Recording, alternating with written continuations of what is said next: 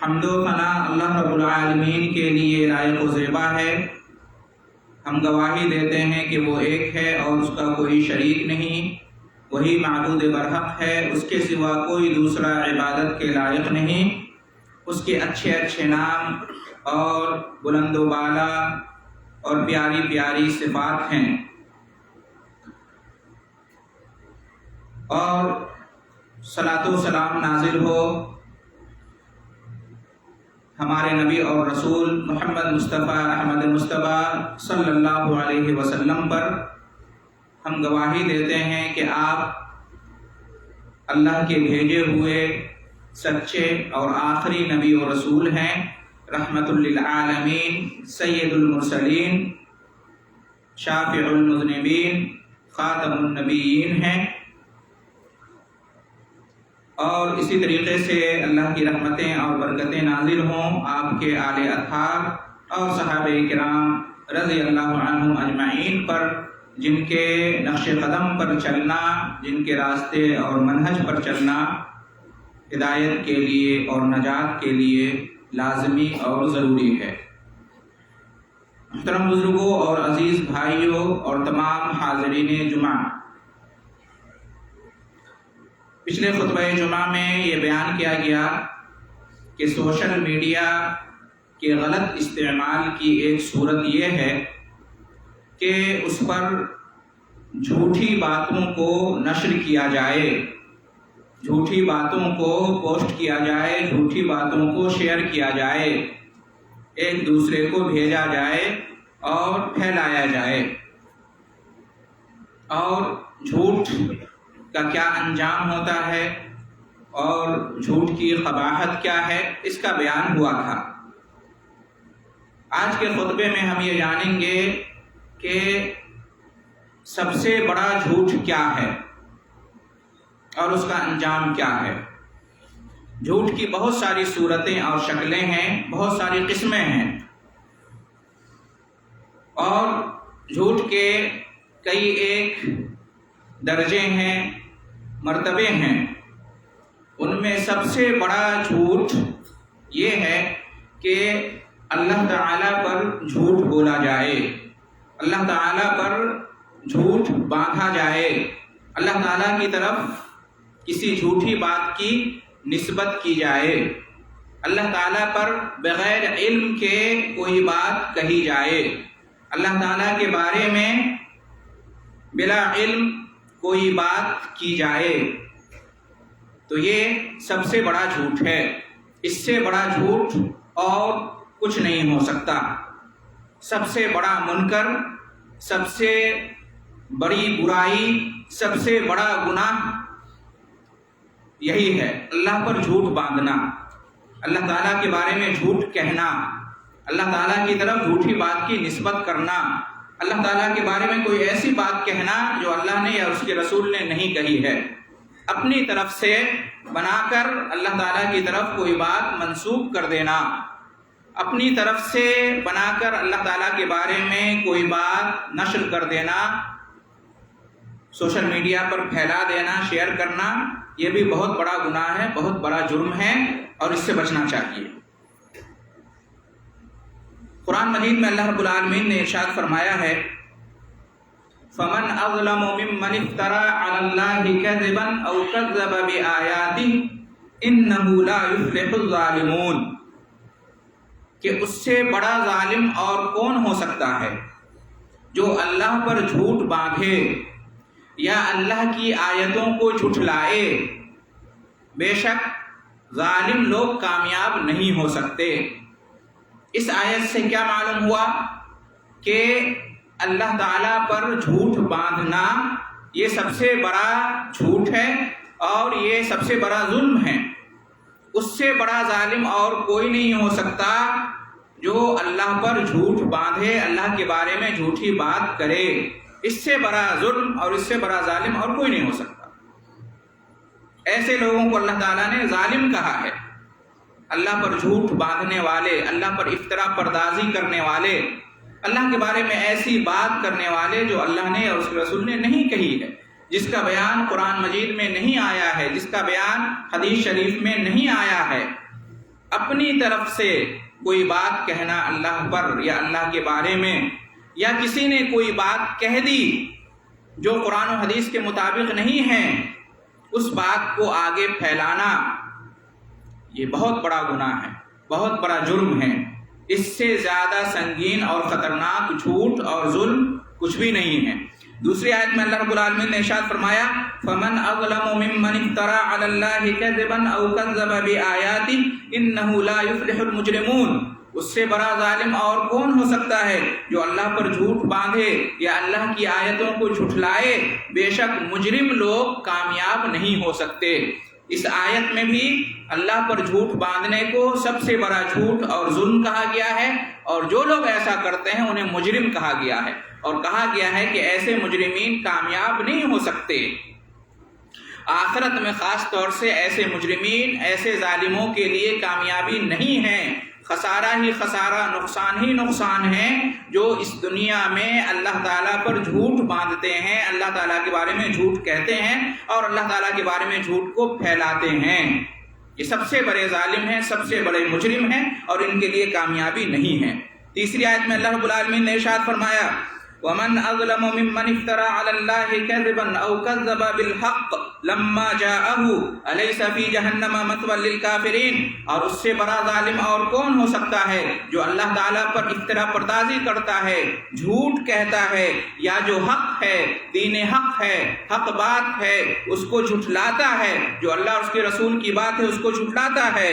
جب اس کے پاس اس طرح کی بات آتی ہے، حق بات، تو اسے نہیں مانتا ہے۔ الیس فی جہنم مثوی للکافرین، کیا جہنم میں ایسے کافروں کا ٹھکانہ نہیں ہے؟ اس آیت سے کیا معلوم ہوا کہ اللہ تعالیٰ کے بارے میں جھوٹ کہنا، یا جو دین حق اللہ نے نازل کیا ہے، یا جو بات اللہ نے یا اس کے رسول نے کہی ہے اس کو جھٹلانا، یہ دونوں کام کیا ہے؟ یہ دونوں کام بہت بڑا گناہ ہے۔ اتنا بڑا گناہ ہے کہ اس سے انسان کافر ہو جاتا ہے، اور ایسے ہی کافروں کے بارے میں اللہ نے یہاں پر کہا کہ ان کا ٹھکانہ جہنم میں ہوگا۔ معلوم یہ ہوا کہ اللہ تعالیٰ کے بارے میں جھوٹی بات کہنی اتنا بڑا گناہ ہے کہ اس سے انسان کافر ہو جاتا ہے۔ لہذا اللہ تعالیٰ کے بارے میں جھوٹ نہیں کہنا چاہیے۔ کسی کے بارے میں بھی جھوٹ کہنا گناہ ہے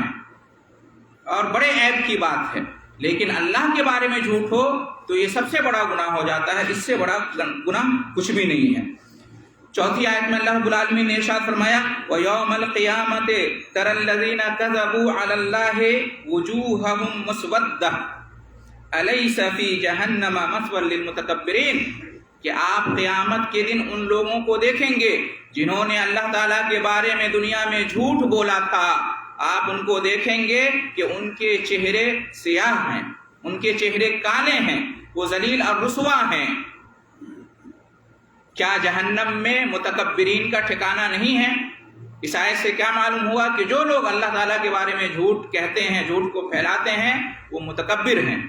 وہ مغرور ہیں، وہ گھمنڈی ہیں، وہ حق کا انکار کرنے والے ہیں۔ متکبر اس کو کہتے ہیں جو حق کا انکار کرتا ہے اور دوسروں کو اپنے سے کمتر سمجھتا ہے، ایسے لوگوں کو متکبر کہا جاتا ہے۔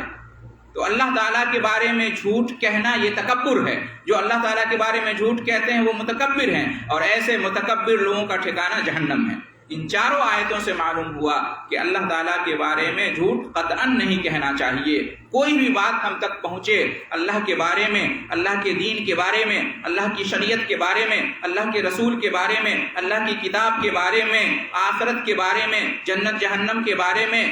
کوئی بھی بات جو دین سے متعلق ہو، شریعت سے متعلق ہو، ہم تک پہنچیں تو اس کو پھیلانے سے پہلے، اس کو نشر کرنے سے پہلے، شیئر کرنے سے پہلے دیکھ لینا چاہیے، چیک کر لینا چاہیے، پوچھ لینا چاہیے اگر علم نہیں ہے کہ کیا واقعی یہ دین کی بات ہے، یہ شریعت کی بات ہے، کیا واقعی اس کا بیان قرآن میں آیا ہے، حدیث میں آیا ہے، صحابہ کرام سے ثابت ہے۔ لیکن افسوس ایسا نہیں ہوتا ہے۔ کوئی بھی بات ہم تک پہنچتی ہے بلا تحقیق ہم اسے آگے پھیلا دیتے ہیں۔ تو جھوٹ کو آگے پھیلانا یہ بھی جھوٹ بولنا ہے۔ جھوٹ بنانے والا، جھوٹ بولنے والا اور اس جھوٹ کو آگے نشر کرنے والا دونوں برابر ہے گناہ میں، دونوں برابر کا شریک ہے گناہ کے اندر، جھوٹ کے اندر۔ لہٰذا اس سے بچنا چاہیے۔ محترم حضرات، اللہ تعالیٰ کے بارے میں جھوٹ کہنا، اللہ پر جھوٹ باندھنا، یعنی اللہ تعالیٰ کے بارے میں بلا علم کوئی بات کہنا، ایسی بات کہنا جو قرآن و حدیث سے ثابت نہیں ہے، یہ سب سے بڑا حرام ہے، یہ سب سے بڑا گناہ ہے، اور یہ سب سے بڑی ناجائز بات ہے، اور یہ ہلاک کر دینے والی بات ہے، اور اس کی حرمت سب سے زیادہ سخت اور خطرناک ہے، یہ سب سے بڑا جرم ہے، جیسا کہ ان آیتوں سے ہمیں معلوم ہوا۔ اس کی وجہ کیا ہے؟ اللہ تعالیٰ پر جھوٹ باندھنا، اللہ کے بارے میں جھوٹ کہنا، یہ سب سے بڑا گناہ کیوں ہے؟ اس کی وجہ کیا ہے؟ تو کہتے ہیں اس کی وجہ یہ ہے کہ اللہ تعالیٰ کے بارے میں جو جھوٹ کہا جاتا ہے، جھوٹ بولا جاتا ہے، اللہ پر جو جھوٹ باندھا جاتا ہے، اس میں کفر بھی ہو سکتا ہے، اس میں شرک بھی ہو سکتا ہے، اس میں بدعتیں بھی ہو سکتی ہیں، اس میں گمراہیاں بھی ہو سکتی ہیں، اس میں فساد کی باتیں بھی ہو سکتی ہیں۔ اس لیے اللہ تعالیٰ پر جھوٹ باندھنا سب سے بڑا گناہ قرار پایا ہے۔ بلکہ جب اللہ رب العالمین نے گناہوں کا تذکرہ کیا، بڑے بڑے گناہوں کا تذکرہ کیا، تو سب سے آخر میں اللہ رب العالمین نے اس کا ذکر کیا ہے، اللہ تعالیٰ کے بارے میں بلا علم کوئی بات کہنا۔ اللہ تعالیٰ نے ارشاد فرمایا، قل انما حرم ربی الفواحش ما ظہر منها وما بطن والإثم والبغي بغير الحق وأن تشركوا بالله ما لم ينزل به سلطانا وأن تقولوا على الله ما لا تعلمون۔ اے نبی صلی اللہ علیہ وسلم، آپ لوگوں سے کہہ دیجئے کہ میرے رب نے حرام قرار دیا ہے فحش چیزوں کو، جیسے کہ زناکاری ہے، لواطت ہے، ان چیزوں کو، برائیوں کو، بے حیائی کی باتوں کو حرام قرار دیا ہے، جو ظاہر ہوں وہ بھی، جو باطن ہوں، جو کھلی ہوئی گمراہیاں ہیں، برائیاں ہیں، وہ بھی حرام ہیں، اور جو چھپ کر لوگ کرتے ہیں، چھپی برائیاں ہیں، وہ بھی حرام ہیں۔ یہ پہلے نمبر پر ذکر کیا۔ دوسرے نمبر پر والإثم والبغي بغیر الحق، اور گناہ کرنا اور ناحق کسی پر ظلم کرنا، ناحق کسی کا حق مار لینا، کسی پر ظلم کرنا، یہ بھی اللہ تعالیٰ نے حرام قرار دیا ہے۔ چوتھے نمبر پر فرمایا وَأَن تُشْرِكُوا بِاللَّهِ مَا لَمْ يُنَزِّلْ بِهِ سُلْطَانًا، اور یہ کہ تم اللہ تعالیٰ کے ساتھ شرک کرو جس کی اللہ تعالیٰ نے کوئی دلیل نہیں اتاری ہے۔ اور آخر میں فرمایا وَأَن تَقُولُوا عَلَى اللَّهِ مَا لَا تَعْلَمُونَ، اور اللہ نے یہ بھی حرام قرار دیا ہے کہ تم اللہ تعالیٰ کے بارے میں ایسی بات کہو جو بے بنیاد ہے، جس کے بارے میں کوئی تذکرہ قرآن و حدیث میں نہیں آیا ہے۔ بلا علم اللہ کے بارے میں کوئی بات کہو۔ اہل علم نے کہا ہے کہ اس آیت کے اندر پہلے نمبر پہ جو گناہ ذکر کیا گیا ہے وہ ان تمام گناہوں میں کمتر ہے، اس کے بعد جو گناہ ذکر کیا گیا ہے وہ اس سے بڑا ہے، اس کے بعد جو گناہ ہے وہ اس سے بڑا ہے، اور سب سے آخر میں جو گناہ ذکر کیا گیا وہ سب سے بڑا ہے۔ سب سے آخر میں جو جس گناہ کا تذکرہ یہاں پر ہے وہ اللہ کے بارے میں جھوٹ کہنا، اور اس سے پہلے اللہ تعالیٰ کے ساتھ شرک کرنا۔ بعض اہل علم نے کہا کہ اللہ کے ساتھ شرک کرنے سے بھی بڑا گناہ ہے اللہ تعالیٰ پر جھوٹ باندھنا، اس لیے کہ شرک کے بعد اللہ تعالیٰ نے اس کا ذکر کیا ہے سب سے آخر میں۔ تو اس سے جھوٹ کی سنگینیت کا، اور خاص طور سے اللہ تعالیٰ کے بارے میں جھوٹ کہنے کا کتنا بڑا گناہ ہے، اس کا اندازہ آپ لگا سکتے ہیں۔ محترم حضرات، اللہ تعالیٰ پر جھوٹ باندھنا یا اللہ تعالیٰ کے بارے میں جھوٹ کہنا، اس کی دو قسم ہیں۔ ایک تو یہ ہے کہ کوئی کہے کہ اللہ تعالیٰ نے یہ فرمایا ہے، اللہ تعالیٰ نے یہ کہا ہے، اللہ تعالیٰ نے یہ بیان کیا ہے، حالانکہ وہ جھوٹ بول رہا ہے، اللہ تعالیٰ نے ایسا کچھ بھی نہیں کہا ہے، پورے قرآن میں ایسی کوئی بات نہیں ہے، یا نبی کریم صلی اللہ علیہ وسلم نے حدیث میں اللہ کے بارے میں اس طرح کی کوئی بات نہیں کہی ہے۔ وہ جھوٹ بولتا ہے، اپنی طرف سے بنا بنا کے کہتا ہے کہ اللہ نے یہ فرمایا، اللہ کی یہ پسند ہے، اللہ یہ چاہتا ہے، اللہ نے یہ بیان کیا ہے۔ تو اگر وہ جھوٹ کہہ رہا ہے تو یہ اللہ تعالیٰ پر جھوٹ باندھنا ہوا۔ اسی طریقے سے دوسری قسم یہ ہے کہ اللہ تعالیٰ کا جو کلام ہے، اللہ تعالیٰ کی جو کتاب ہے قرآن مجید، اس کی جو آیتیں ہیں اس کا معنی اور مطلب غلط طریقے سے نکالنا، اس کا وہ معنی اور مطلب لینا، وہ مراد نکالنا جو اللہ نے مراد نہیں لیا ہے، اللہ کے رسول نے مراد نہیں لیا ہے، صحابہ کرام نے مراد نہیں لیا ہے۔ ایک لفظ کے کئی معنی ہوتے ہیں، ایک آیت سے کئی معانی ظاہر ہوتے ہیں، لیکن وہ معنی، وہ مطلب نکالنا جو اللہ کا مطلب نہیں تھا، رسول کا مطلب نہیں تھا، صحابہ کرام کا مطلب نہیں تھا، اپنی طرف سے، اپنے ذوق کے مطابق، اپنی طبیعت کے مطابق، اپنی پسند کے مطابق جان بوجھ کر جھوٹا معنی مراد لینا، جان بوجھ کر، یہ کیا ہے؟ یہ بھی اللہ تعالیٰ پر جھوٹ باندھنا ہے اللہ کا کلام، ہے اللہ کی بات، لیکن اس کا یہ مطلب نہیں ہے، وہ جھوٹا مطلب بیان کر کے لوگوں کو بتاتا ہے، غلط معنی اور مراد लेकर लोगों के दरमियान में फैलाता है, लोगों को धोखा देता है कि देखो ये फलां आयत है, ये अल्लाह का कलाम है, इसका ये माना और मतलब है। वो अपनी तरफ से झूठ बोलता है, वो माना और मतलब न अल्लाह ने मुराद लिया है, न उसके रसूल ने मुराद लिया है, न सहाबा किराम ने मुराद लिया है। वो अपनी तरफ से उसका गलत माना लोगों में फैलाता है, जिसको तफसीर बिल राय कहते हैं। गलत तरीके से कुरान की तफसीर करना, अपने ज़ौक़ के मुताबिक, अपनी राय के मुताबिक आयतों की तफसीर बयान करना। आजकल सोशल मीडिया पर बहुत सारे ऐसे लोग हैं जिन्होंने बाज़ाब्ता मदारिस से फरागत हासिल नहीं की है, उलमाए किराम के साथ बैठकर इल्म हासिल नहीं किया है। वो डॉक्टर है, वो इंजीनियर है, वो किसी और मैदान का है, लेकिन टीवी पर आकर, टीवी चैनलों पर आकर, सोशल मीडिया पर आकर, यूट्यूब पे आकर, फेसबुक पर आकर लोगों को गुमराह करता है, कुरान की आयतों का हवाला देता है, हदीसों का हवाला देता है, लेकिन वो गलत माना और मुराद बयान करता है लोगों के सामने, और इस तरह से लोगों को गुमराह करता है। तो ये भी अल्लाह ताला के ऊपर झूठ बांधना है। या अल्लाह के बारे में ये कहना कि अल्लाह ने ये फरमाया हालांकि अल्लाह ने नहीं फरमाया, ये भी झूठ है अल्लाह पर। या अल्लाह ने कुछ फरमाया है तो उसका गलत मतलब लोगों के दरमियान बयान करना, ये भी अल्लाह पर झूठ बांधना है, जैसा कि अहले इल्म ने कहा है। लिहाजा अगर कोई शख्स जानबूझकर किसी आयत की तफसीर गलत तरीके से करता है, अपनी राय के मुताबिक, अपनी ख्वाहिशात नफ्स को राज़ी करने के लिए, खुश करने के लिए, किसी और की मसलहत को या किसी और मफाद को जायज़ करार देने के लिए अगर कोई झूठ बोलता है, आयत की गलत तफसीर करता है, तो वो अल्लाह ताला पर झूठ बांधता है। मुहतरम हज़रात, अल्लाह ताला पर झूठ बांधने की सूरतों में से ये भी है कि अल्लाह ताला को किसी ऐसी सिफत से मुत्तसिफ करना, अल्लाह ताला के बारे में कोई ऐसी सिफत बयान करना जो अल्लाह ने बयान नहीं की है या उसके रसूल सल्लल्लाहु अलैहि वसल्लम ने बयान नहीं की है। हम सब जानते हैं कि अल्लाह के बहुत सारे नाम हैं, अल्लाह की बहुत सारी सिफतें हैं, कुरान और हदीस में बयान हुआ है। तो उन्हीं सिफतों पर हमें ईमान रखना है, उन्हीं नामों पर हमें ईमान रखना। अपनी तरफ से अल्लाह का कोई नाम बयान करना, अपनी तरफ से अल्लाह की कोई सिफत बयान करना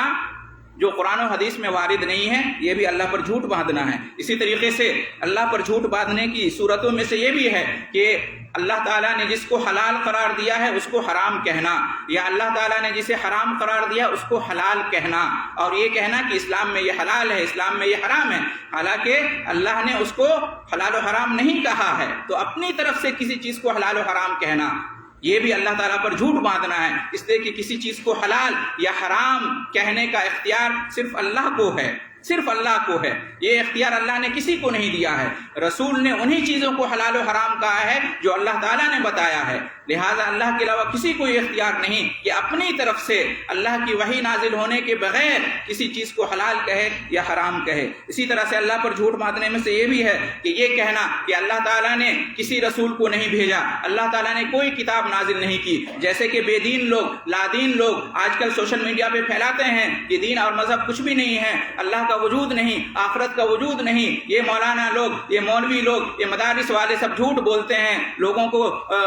गुमराह करते हैं। तो इस तरह की बात कहना, जन्नत जहन्नम के बारे में, आखिरत के बारे में, कुरान के बारे में, अल्लाह रसूल के बारे में, ये सब भी अल्लाह पर झूठ बांधना है। इसी तरीके से ये कहना कि क़यामत कायम नहीं होगी, आखिरत कायम नहीं होगी और कब्र में अजाब नेमत कुछ भी नहीं है, ये सब बकवास है, फजूल की बातें हैं। और ये कहना कि कोई हिसाब किताब नहीं होगा, जन्नत जहन्नम का वजूद नहीं है, ये सब अल्लाह ताला पे झूठ बांधना है। इसी तरीके से ये कहना कि अल्लाह ताला ने किसी को अपना शरीक बना लिया है, या अल्लाह का कोई शरीक है दुनिया को पैदा करने में, दुनिया को चलाने में, रिस्क देने में, दुनिया की तदबीर करने में, नफ़ा और नुकसान का मालिक अल्लाह के अलावा कोई और है, अल्लाह के अलावा कोई और मुश्किल कुशा है, हाजत रवा है, अल्लाह के अलावा कोई और इबादत के लायक है, अल्लाह के अलावा किसी और को पुकारना, किसी और पर भरोसा करना मुश्किल कुशाई हाजत रवाई के लिए, ये सब अल्लाह ताला पे झूठ बांधना है। अल्लाह ताला ने इस तरह के इख्तियारात किसी को नहीं दिए हैं, न किसी नबी और वली को, न किसी फरिश्ते को, न किसी बुजुर्ग को, किसी को नहीं। इसी तरीके से मोहतरम हजरात, आखिर में ये कि अल्लाह ताला पर झूठ बांधना ये भी है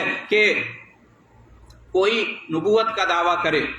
अपने लिए या किसी और के लिए, हालांकि अल्लाह ने उसे नबी नहीं बनाया है, रसूल नहीं बनाया है, अल्लाह ने उस पर वही नाजिल नहीं की है, फिर भी झूठा दावा करे कि मुझ पर वही नाजिल होती है या फुला पर वही नाजिल होती है, मैं नबी हूँ या फुला नबी है, हालांकि अल्लाह ने वही उस पर नहीं उतारी या अल्लाह की तरफ से वो नबी और रसूल बनाकर नहीं भेजा गया है, ये भी अल्लाह ताला के बारे में झूठ बांधना है। तो मुहतरम हजरात, खुलासा कलाम ये हुआ कि इस तरह की बातें सोशल मीडिया पर बहुत गर्दिश करती रहती हैं और आम लोग जिनको कुछ भी पता नहीं है دین کا علم نہیں ہے، ان باتوں کو صحیح سمجھ کر لوگوں کے درمیان نشر کرتے ہیں، پھیلاتے ہیں، تو انہیں احتیاط کرنا چاہیے، اللہ سے ڈرنا چاہیے، اللہ کا خوف کرنا چاہیے۔ بغیر تحقیق کے ان چیزوں کو نشر کرنا، پھیلانا بہت بڑا گناہ ہے، اور جھوٹ جو سب سے بڑا گناہ ہے، اللہ پہ جھوٹ باندھنا، اس میں برابر کا شریک ہونا ہے، اس لیے اس عمل سے بچنا چاہیے۔ قیامت کے دن اللہ تعالیٰ کو اس کا حساب کتاب دینا ہوگا۔ دعا ہے اللہ رب العالمین سے کہ ہم تمام ایمان والوں کو، تمام مسلمانوں کو ہر قسم کے جھوٹ سے بچائے، اور خاص طور سے اللہ پر جھوٹ باندھنا، دین کے بارے میں جھوٹ کہنا، اس سنگین عمل سے اللہ رب العالمین بچنے کی ہم سب کو توفیق عطا فرمائے۔ اللہ تعالی ہمیں سچا بنائے، سچ بولنے والا، سچ کہنے والا، سچ لکھنے والا بنائے، سچوں میں سے بنائے، سچائی کی گواہی دینے والوں میں سے بنائے، اور اس کی برکت سے دنیا اور آخرت میں اللہ رب العالمین ہم سب کو سعادت بخشے، آمین۔ وآخر دعوانا ان الحمدللہ رب العالمین۔